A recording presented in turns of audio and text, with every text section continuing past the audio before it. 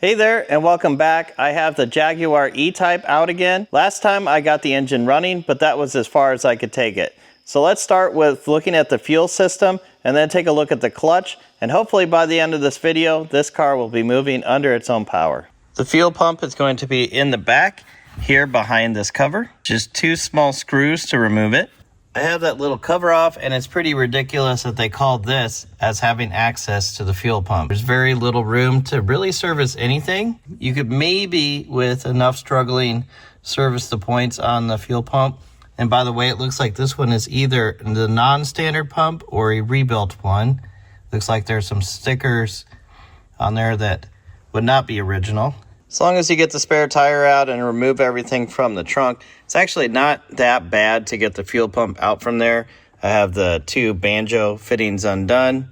These wires can just be pulled off and we can take it over, clean it up and test it. This does look correct to be an SU pump. But let's get this bracket off and see what it says here. The only thing under that bracket was a label that says negative earth only, and then this tape to kind of seal the cap where the points are. You can see it's not held on there real well.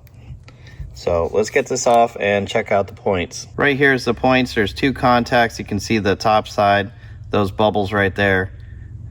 If you can see the point operation right there. They look really dark, really corroded. So I'm going to take this screw out so I can take the top section of the points off and clean both sides really well. Now you can see how dirty the points are. They're just completely corroded, black. They should be nice and shiny. So I'm going to take my wire wheel on a Dremel to clean these up. Should be able to see the difference now. Points are all cleaned up. You can put it back together and we'll see if this pump runs. I have a couple leads connected to a battery. So we'll put the negative there. Positive would be going on this post. Looks like the pump runs. We can watch the operation of those points.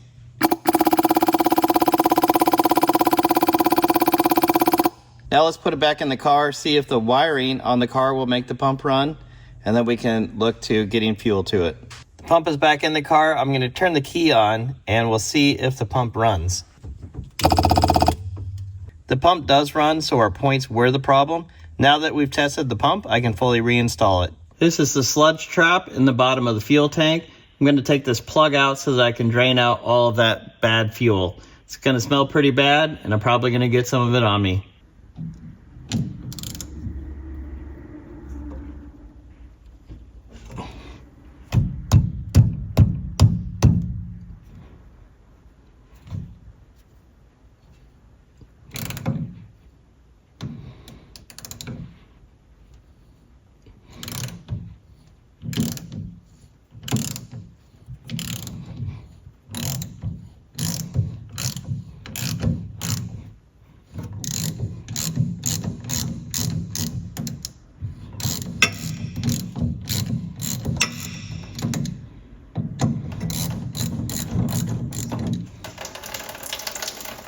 I'm just gonna let it drain slowly because if I try to do any more than this, I'm gonna get it all over myself.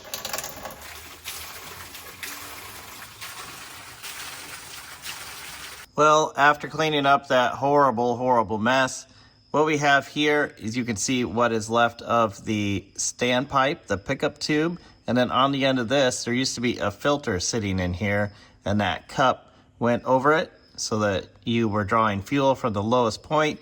It was collecting all of the sediment in the bottom of it, and there was a filter that the fuel had to pass through before it got sucked up the tube. If we take a look at that sludge trap, you can see partially remnants of that filter left in there. You can see a little bit of the filter material left on.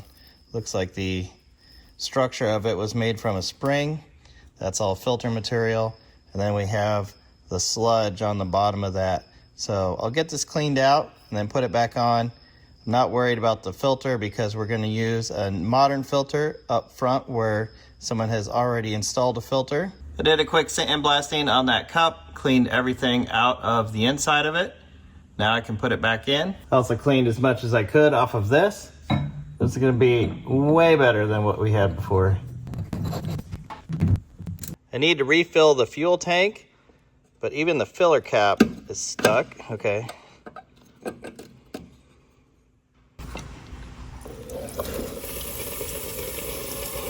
Now let's turn on the fuel pump and drain out any trash from the fuel system. That's some pretty dark, black, terrible looking fuel there. I'm gonna run it until the fuel cleans up. There we go. That looks like brand new fuel coming out now.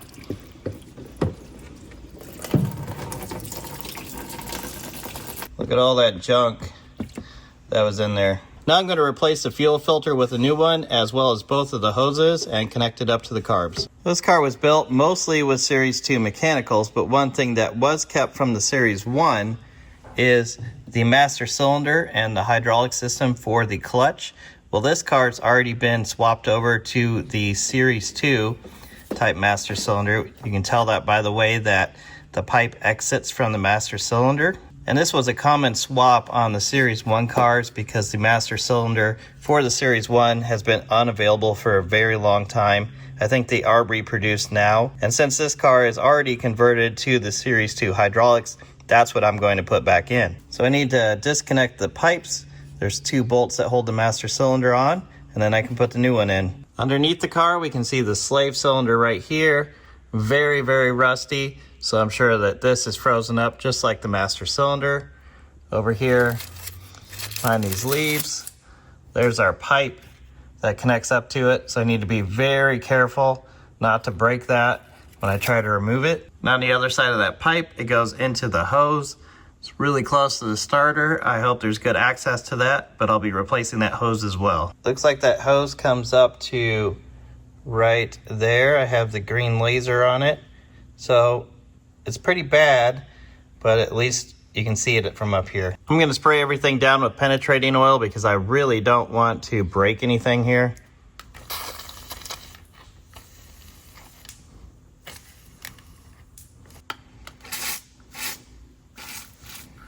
All my new parts have arrived. These did come from Moss Motors, and you can see the numbers on them if you need them. There's the clutch hose. This is the master cylinder. And then we have the slave cylinder. When you're disconnecting the pipes, especially on a car that's been sitting this long, you want to use a line wrench so that you have the most possible amount of area gripping that nut so that you don't strip it. Looks like this one's going to loosen up just fine. They actually use a different size on this pipe here. This is a 7/16. The front one was a 1/2 inch. Looks like that loosened up just fine as well. So I got lucky with these fittings. Gonna switch to using some crow's feet now.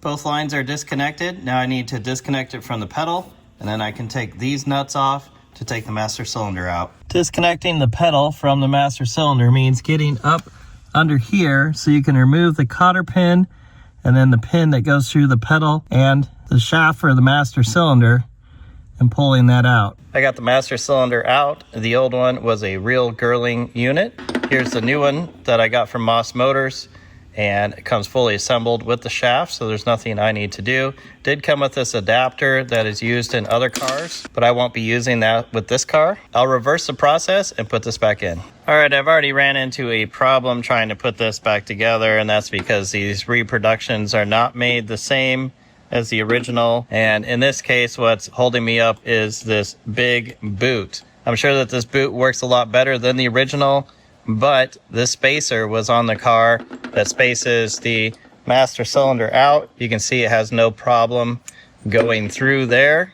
This one, however, is not going to fit through there. So I'm going to have to take the boot off the old one. Luckily, that's in good shape. I can swap it over to this one. I was also going to show what the problem, why I'm replacing the master cylinder in the first place. You can see I can't push the master cylinder in at all, and it's pushed in partly already and it's not returning. There's a bunch of slack here. On the new one, I can push the master cylinder in and it pops right back out. There's no slop at the end. I can push it in, comes right back out. That's the way it should function. But for now, I'm gonna swap these boots over. Got the boot changed over, and the spacer fits nicely over it now. You can put it in the car. The new master cylinder is in place. I'm going to put the car in the air and do the slave cylinder next. Looking under here, because of how rusty this pipe up here is, looks like my best bet to get this off is to disconnect that pipe from the hose here, leave the pipe attached to the slave cylinder, and then remove the bolts and the pin here that hold it. And I can take the slave cylinder off with that little pipe attached to it and remove it out here, because I don't think I'm going to be able to get to that properly and break that loose. So that's my plan of the easiest way to get this changed. I couldn't get any of my low profile sockets up inside here, so what I did is I took a socket and I took one of the square drives out of this is actually out of an adapter. I stuck it into my socket so that I can put that up onto the nut. Then I can take my Knipex flat pliers and turn that nut and loosen it pretty easily in this tight spot. I have the slave cylinder completely loose now, but this pin here where it attaches to the clutch arm, that is just completely frozen. That won't move at all. I'm hoping that I can punch that out without breaking anything, but it is really stuck in there. Let's try some heat on this. I'm gonna put a little bit of penetrating fluid on it first.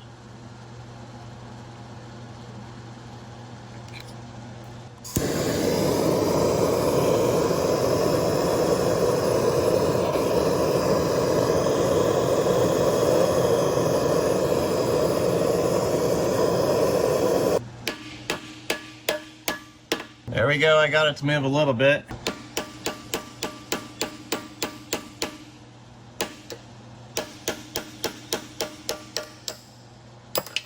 Now it looks like the end of this is still stuck in between the two fingers on the clutch.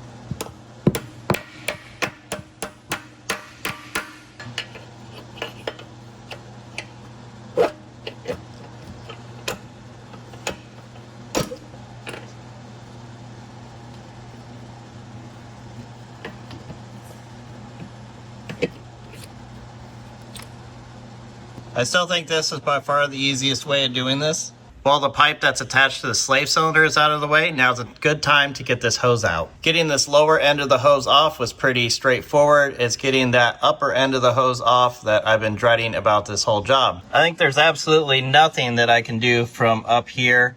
You can see the fitting just barely right there, but I think maybe I can get to that from below. I am able to take my extension with my crow's foot on it and get onto the nut on the other side of this hose from way down here.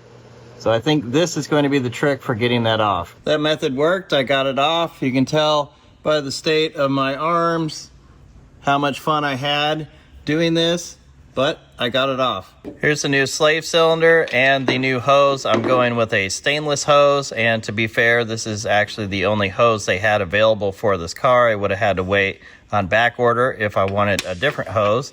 And unlike the master cylinder, the slave cylinder does not come with a new push rod. So I'll have to take that out of the old slave cylinder and move it over to this one. I'm going to take this over to the wire wheel and clean it up before I put it in there. I'm going to put a little bit of oil on this when I put it together. I'm going to take all the new parts, put them on the car, bleed the hydraulic system, and then we'll be ready to test it. Okay, let's find out if all of this worked. First, let's see if it will run off of its own fuel tank.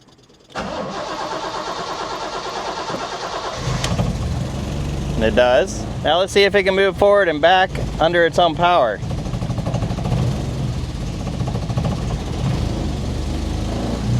Going forward. Let's try reverse. You can hear the brakes dragging there. This car, of course, does not have working brakes yet, but that's a huge success.